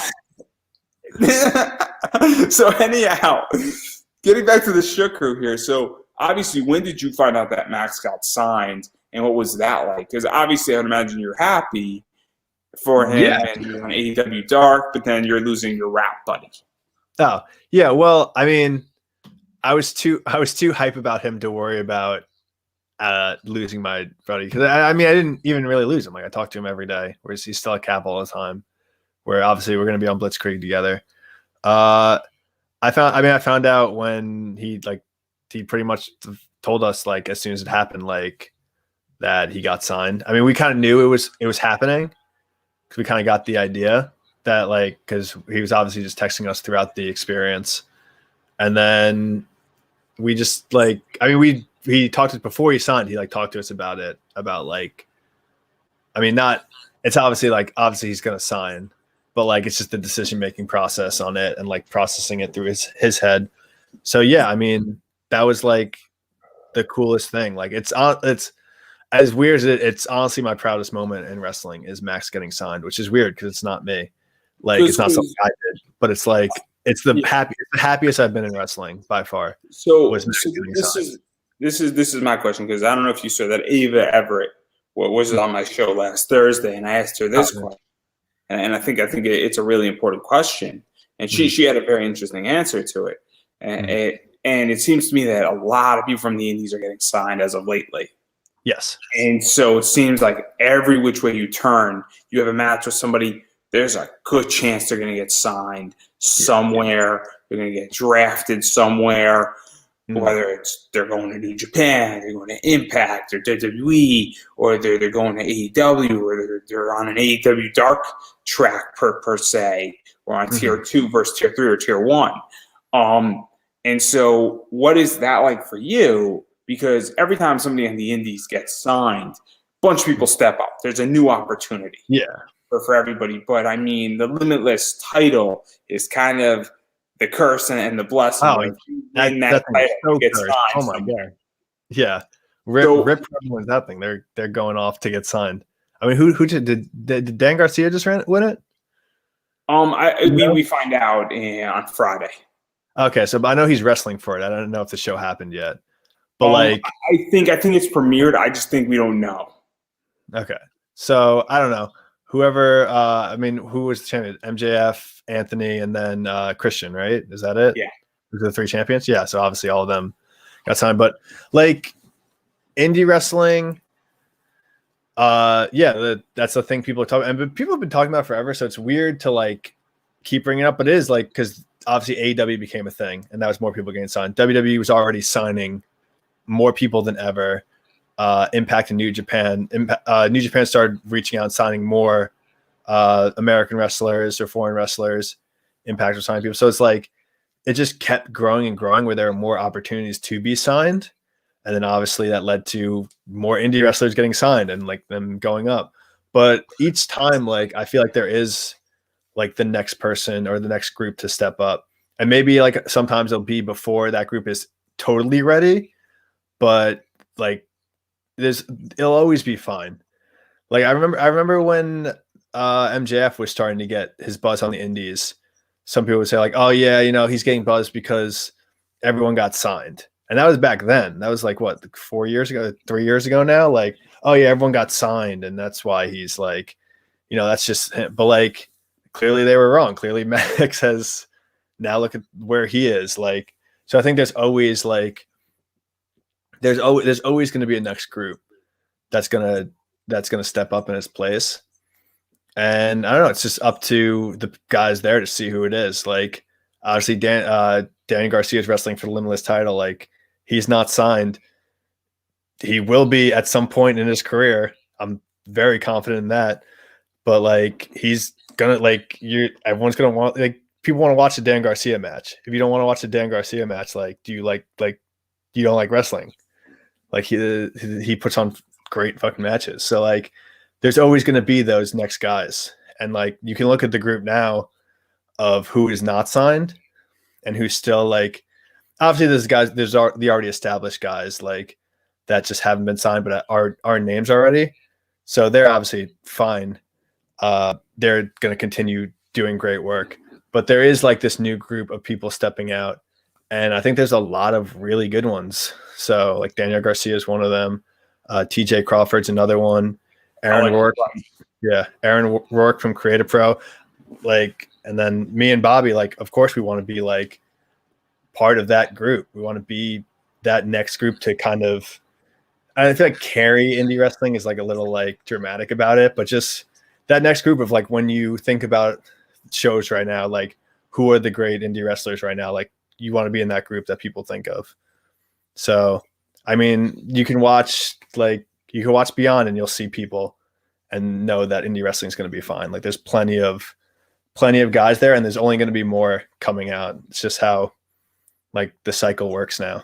It's a more rapid than ever cycle, but it's still there, and you'll still have those guys. So and there's going to be a new class in 6 months of NXT. Yeah. I mean, yeah. Class. They just sign a bunch of guys and girls, and there's going to be a new class in 6 months. And after that, there's going to be a new class. And after that, there's going to be a new class. Yeah. And so, obviously, it's getting very interesting with what's going on with all that. Just what I was saying about that Limitless show from 2 years ago, how every match has a signed person in it.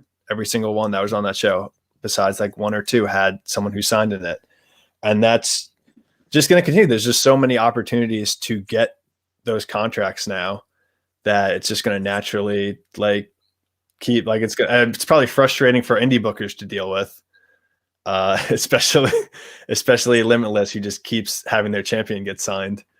But I mean, it clearly means they're doing something right if their champion every time gets signed. And all three, I'm sure everyone, it's not a hot take to say that MJF, AG, and Christian are all great wrestlers. It's also a problem for Beyond. We're big into Beyond. Yeah, I mean, you never really Slade's another Creative Pro guy. Like Slade wrestled in the pre-show for Beyond against Ben Carter, like 2 weeks before Ben Carter became like trending on Twitter and like this big giant deal. So like you never really know when it's gonna happen or who it's gonna happen for or whatever. And like obviously Beyond was starting to use Max. They were gonna the Max was about to have a lot of great Beyond matches, and he got signed. And that's like before they even really got to like put him in like main event positions and like larger positions, he got signed. It's just like promoters, obviously it's frustrating for them to deal with, but I mean, I think Beyond does a good job of like finding the next group clearly because they've dealt with so many people getting signed. So I don't know. I think there's always like a next generation, and any wrestler that's obviously not a name right now wants to be part of that generation, the next one. So yeah, I mean, that's what I want to be. I want to be in that. I want to be part of that group. And I think that I mean, Ava, and what I asked her, what was this idea of like you wrestle somebody and it could be your first and last match with them forever. Yeah. The way it's going, and I don't think that existed 5 years ago. No. And I think it is a crazy wrestling world, and I think it's an awesome wrestling world, but I also think it's insane. I mean, there are people who had their first match with Christian Casanova, and that was their last match with Christian Casanova. Yeah. And, like, I just think that is so ludicrous because legitimately there in the last, I think, 2 years have been about 30 feuds that could have lasted for about 3 years. And now we're not going to get those feuds. One of the feuds that could have gone on for the next 2 years was Alec Price and Christian. And that is not going to happen. Yeah. And that is a shame. Yeah. Alex Price is another one. Like, new guy, like, I don't know how old he is. He's very young, clearly. Very young. Yeah. There's another new guy who's really good and is only going to get better. Like, there's always. Doesn't know how good he is. That's the problem. Yeah. And he was on my show, and I said to him, like, bluntly, and I was aiming at it, but I said it directly or indirectly. I said, like, do you know how good you are? Like, I was trying to get him to understand that I could see it a mile out. Yeah, I mean, some people are more like into that. Like, some people know it earlier. Like, I know if you ask Dan Garcia, he'll tell you he's going to be the fucking best wrestler in the world, right? And then some other guys are like, oh, you know, like, maybe I'll just be like this. So it's like, each one is different. Every guy's different, but I think everyone should have that goal. Like Alex Price should look at the landscape right now, see how young he is, and be like, yeah, I'm going to be in that group. I'm going to be in that next group of the people who are running indie wrestling. Like, that's going to be me. So in January, when GCW ran their New Year's show, I said publicly the 5 wrestlers to watch out for, and I forgot the fourth one. I said number 1 is Jordan Oliver. I said number 2 is Elena Black. Number 3 is Blake Christian. And I forgot who's number 4 is. And I said number 5 is Lee Moriarty. Well, yeah. 2021. Is that list wrong? Yeah, I mean, Lee clearly, like, Lee Moriarty probably has like the most indie hype right now, I think. Like, I would say like IWTV champ. Yeah, he's definitely got the most like buzz out of the indie guys right now. I would guess those 5. Just to put this in perspective, legitimately, I made that tweet I think on January 1st or 2nd. Within 2 weeks, Blake and Elena Black got signed. We know Jordan Oliver is going to get signed. There's no question about that. Yeah, that guy is too good. Lee is too good, and I've got the 4th guy who has said, but you know, my point is that I said these are the 5 wrestlers to watch out for. And my point is that clearly 2 weeks after 2 of them get signed, we know Jordan is going to get signed. We know Lee is going to get an opportunity eventually because that guy is amazing. And so I just think indie wrestling has never been healthier. Yeah, I mean, it always sucks when like you lose a bunch of guys that you want to watch on these shows, but then the next one's going to come in. And also people are kind of, it's so rapid fire, but people are also kind of impatient with the new group sometimes. Like they'll just kind of think like, oh, well, they're not as good as like the guy that got signed. And then this is like I said it before about how people said that about MJF. And then before they know it, like this person that they said, oh, they're not as good. They're now the guy who got signed. And they're just kind of moving on to the next person saying, oh, well, they're not as good as that last guy. Like it's just going to keep going like that. So I would say to fans, just like, if you think like, oh, all the good guys got signed, like just be a little more patient with these new guys. Cause I think if you gave a lot of them a chance, like you're going to see some really great stuff from them. And some of them and some of them are probably like wouldn't be in this position if all those people didn't get signed, but all those people did get signed and they're in this position now. So like, what do you like? That's what you have to deal with. So it's crazy because I'm very honest about this. One of the biggest problems I have as an interviewer on the wrestling front, it's a little bit easier with the indie comic people because I could sort of spot talent a little bit easier on who's going to be the next into DC or Marvel, and also who's also making a lot of money on the indies and creating a lot of buzz in the indie comic world. It's easier to spot, and it's also a little bit more accessible. But in wrestling, it is getting crazy where it is hard to spot people early, and it is art because when everybody's getting signed, it's just like, okay, who's the next big person? Who's going to be the next big entity? I mean, I've been lucky and fortunate enough that AG's been on, Tegan Knox has been on, Leva Bates has been on, Chris Daniels, Kazarian's been on, and there's a bunch of other people. But I understand the complete issue promoters have. And I also it's saying, hey, how do you find who's really good and when they become good? And like Alec Price was on, and then I know for a mile out that he's going to be one of the next big things in the next 2 years, if not sooner. And it would be really foolish if AEW and WWE are not looking at him heavy. Yeah. Billy Starks is another good one to drop down there, in which that she is going to be a bigger deal than Alec. Billy Starks is Daniel Bryan level good, and she is 17. Yeah. Which is scary as fuck. I feel like invoking Daniel Bryan level good is like a super unfair standard to place on someone. Twitter banner. That's what we have to do. We should do it in our Twitter banners. Clearly, Daniel Bryan good at Instagram. All right, which one? Who of these guys is the greatest indie wrestler of all time? Level good. Like, it's such a high standard to place on someone. Daniel Bryan level good. Look at a 17-year-old say, "Yo, you're as good as Daniel Bryan, right?" I think I'm gonna put that into my cover letter that I have to write tomorrow for a job. I'm gonna play. I am Daniel Bryan level good. I think Edith responded to that tweet, and she was like, all right, slow down there. Hold on a second. You don't want that. You don't want to get that put on you. You don't want people saying you're Daniel. Like that's for someone who like if you are a fan of like the history of indie wrestling, like saying someone's like Bryan Danielson is like, oh, like that's a high level to put on someone, and that's a lot of pressure to put on someone. I think I'm going to use that during Mania week. I'm just going to do it with every wrestler that comes out. Just do every tweet. Yo, this guy's Daniel Bryan. Good. Just have those guys look at their phone like, shit. Like, oh, man, I'm going to have a really good next match. I'm going to take it back. I'm taking it back. Yeah. Oh, God. That'd be so stressful. You're going to legitly see. Like out of the entire on the 7th, 8th, and 9th of that week, you're gonna see so many tweets like that from my Twitter handle. Everybody is gonna be hysterically funny because nobody's gonna know why I said it.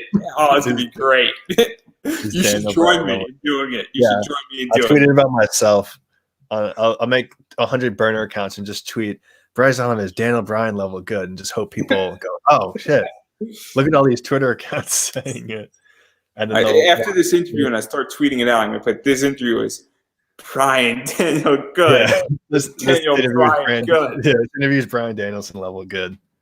Great stuff. So having said all of that, and we've been talking for almost 2 hours, I do want to give you an opportunity to promote yourself and to know you cannot mention anything about Del Flamingo. Oh, I can't. Damn it. He's right here. He's going to sneak up. Hey, hello there. No, yeah, I mean, You can again. I brought up the Creative Pro Open House. That's Thursday. That's important for our school. So anyone who wants to be a wrestler in the Long Island area, go to that. All my social medias are at Bryce D Shook, Twitter, Instagram. Follow me on both. I post things. You can on YouTube subscribe to Shukro on YouTube. We post content. Max's AEW music videos are all going up on there. They premiere. We have it set up to they'll premiere on there now. So you'll get to see them first before everyone else. And also follow Creative Pro on YouTube because that's where Cap TV, the weekly episodes will be posted. I hope that's all the stuff I have to promote. Beyond's got a show coming up. Blitzkrieg's got shows coming up. Follow my social media. You'll hear all the stuff will be at because hopefully there's more shows coming up and we will be on them and we'll be talking about them. It's nice to have shows coming up again, like consistently. It's a good feeling, especially now that I'm vaccinated and I feel comfortable actually doing them, it's like a gift in which that you never thought you'd be back, but yeah, I digress right there. Yeah, but so that's it. So obviously, having said all that, I am gonna just encourage everybody. You have to support indie. It is ultra important at this stage to support indie. Also, when I say support indie, I mean support by buying merch. Merch is a big thing. I should have promoted my merch. ProWrestlingTees.com/Shukro. I should have said that. I missed that one. So obviously, Shukro, Pro Wrestling Tees, probably just type in Shukro. It'll probably get you there. I'm sure you also have links to it on your social media as well. And the reason why I say you have to support financially, obviously wrestling throughout 2020 and 2021 for most wrestlers was rough. It was not as lucrative. There was a hell of a lot less shows for most wrestlers, and merch subsidizes that. It also helps with that entire situation. And so if you have the financial means, buy a t-shirt, buy an 8x10, buy a bracelet, buy anything else that that wrestler may have, because it does go a long way. And it is super important. But let's say you're in a tough position because COVID legitimately has caused a lot of damage. And money is tighter, and even with that stimulus check that's coming for a bunch of people, please make sure that your rent is paid, your mortgage is paid, make sure your electricity's on, make sure you got water, food, shelter, make sure your spouse is okay, or your partner's okay, your girlfriend, your boyfriend is okay, make sure your dog's all right, make sure your kids are good, make sure that you're going to be fine for next month too is a big one that I'm encouraging. And if that's the case, then you should be following people on social media and you should be engaging with them on social media. Because while you might not be able to support somebody financially and buy merch from them, following on Twitter, Instagram, Facebook pages, engaging, sharing that content, it goes a long way for two reasons. A, it shows that the wrestler is popular to promoters. Also gets out their matches, gets out their brand awareness, as well as you never know who it's going to reach and who's going to become a fan or buy their merch, in which that somebody you might not know might see you retweeting something and I'd be like, oh man, who is this person? Let me check them out. So obviously that's super important to engage and follow people on social media. And if you do have the financial means to, buy a shirt from a wrestler, you should still be following them on social media. You should do both. So obviously, having said all that, hopefully I am convincing people here to do that. I've been saying this for almost 150 times in a row in the last year at this point. So until everybody starts doing it, I'm going to continue to say it. But on that note, I will give you the final word on anything else you'd like to add or promote or anything you'd like to say to people. Final word is yours. Oh, God, I have the floor. Hi, everybody. I'm Bryce Donovan. I have the floor right now to close this show. I hope you enjoyed the interview. I hope what he's saying is right. Like, obviously, everyone. I don't need people to buy all my merch or anything. If you want to buy a shirt, great. All this stuff's great. But yeah, I mean, when people just tweet at me or retweet something or something, that makes me feel good. Obviously that's such a new age thing to say. I'm not saying it's I'm living for these likes and retweets, but it's good to have that recognition, especially if you put effort into something like me and Bobby do to a lot of our videos and posts, having that having it shared or liked, or people just saying, yeah, I liked that was cool. It makes it worth it, even though it seems like a small thing. So yeah, I agree with everything you were saying. And yeah, I'm just glad to have shows back and be able to do more things. So yeah, I'm excited. Hopefully the summer's cool. I'm very hyped. I'm very hyped for the summer too, and that's a